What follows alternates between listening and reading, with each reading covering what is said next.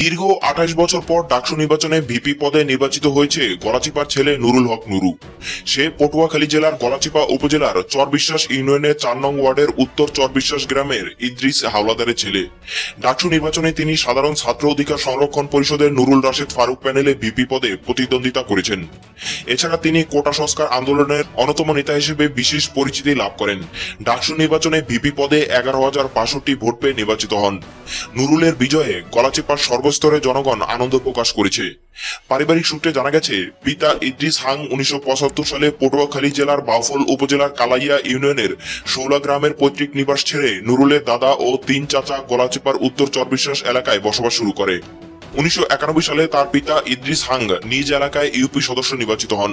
তার ৬ থেকে ৭ জমি এবং ব্যবসা প্রতিষ্ঠান রয়েছে। নুরুলের ৬ বছর বয়সে তার মা নীলফা বেগম মারা যায়। নুরুলের ৫ বোন ও ৩ ভাই রয়েছে। ৩ ভাইয়ের মধ্যে নুরুল মেঝো। নুরুলের বড় ভাই নুরুজ্জামান হান ও ছোট ভাই আমিনুল ইসলাম ঢাকা উত্তর এলাকায় মুদি, মনোহরি ও গেঞ্জি বিক্রির ব্যবসা করেন। তার ৫ বোনের মধ্যে ৩ বোন বিবাহিত। বাকি ২ বোন সীমা আক্তার দশমিনা কলেজ থেকে ২০১৯ সালে এইচএসসি পরীক্ষায় অংশ নিবে এবং ইতি আক্তার চরবিশ্বাস জনতা মাধ্যমিক বিদ্যালয় হতে ২০১৯ সালে এসএসসি পরীক্ষায় অংশগ্রহণ করেছে। এদিকে নুরুল ২০১০ সালে গাজীপুর জেলা কালিয়াকৈর গোলাম নবী মাধ্যমিক বিদ্যালয়ের বিজ্ঞান বিভাগ থেকে এসএসসি পরীক্ষায় অংশগ্রহণ করে 4.92 ফলাফল অর্জন করে এবং ২০১২ সালে Dhaka Uttara model school and college থেকে এইচএসসি পরীক্ষায় অংশগ্রহণ একই ফলাফল অর্জন করে। এরপর ২০১৩-১৪ শিক্ষাবর্ষে ইংরেজি বিভাগে ঢাকা বিশ্ববিদ্যালয়ে পড়ার সুযোগ পায়। এ ব্যাপারে নুরুল হক নুরু এর বাবা ইদ্রিস হাওলাদার বলেন, ছেলের বিজয়ে আমার এলাকার সর্বস্তরের জনগণ খুব খুশি।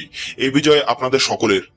আমার ছেলে ভবিষ্যতে যাতে বড় কিছু হতে পারে তার জন্য তিনি সবার কাছে দোয়া চেয়েছেন। ক্যাম্পাসে প্রবেশ করেই প্রথম বক্তব্যেই ঢাকা বিশ্ববিদ্যালয়ের ভিসিকে চ্যালেঞ্জ ছুড়ে দিয়েছেন ডাকসু নবনির্বাচিত ভিপি নুরুল হক নুরু।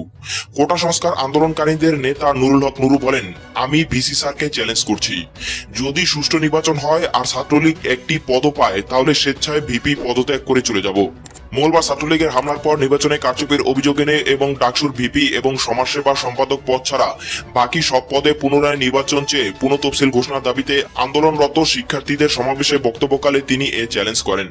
এর আগে দুপুর ১:৩০ দিকে সাধারণ ছাত্র পরিষদের নেতা ও ডাকসুর নতুন ভিপি নুরু ক্যাম্পাসে প্রবেশের পর ছাত্রলীগের হামলার শিকার হন। দুপুর ১:১০টার দিকে নুরুকে নিয়ে মিছিল বের হয়। মিছিলটি শাহবাগ দিয়ে ক্যাম্পাসে ঢুকে মধুর ক্যান্টিন হয়ে বিশ্ববিদ্যালয়ের কেন্দ্রীয় লাইব্রেরি গেট দিয়ে বের হয়ে টিএসসির দিকে যায়। টিএসসির সামনে পৌঁছে সাংবাদিকদের সঙ্গে আলাপকালে এই হামলার ঘটনা ঘটে। পরে টিএসসির বাইরে দাঁড়িয়ে সংবাদ মাধ্যমে কথা বলার চেষ্টা করেন নুরু সহ তার সঙ্গীরা।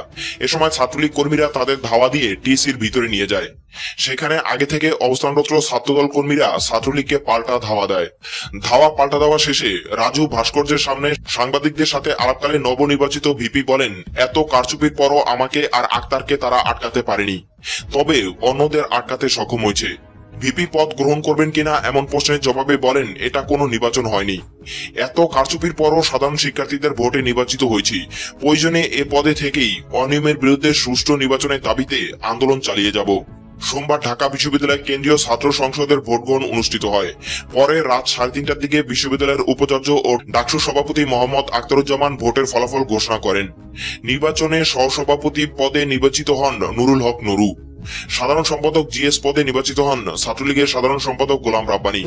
আমাদের কোনো আপডেট মিস করতে না চাইলে এখনই সাবস্ক্রাইব করুন আর পাশের বেল আইকনটি প্রেস করুন।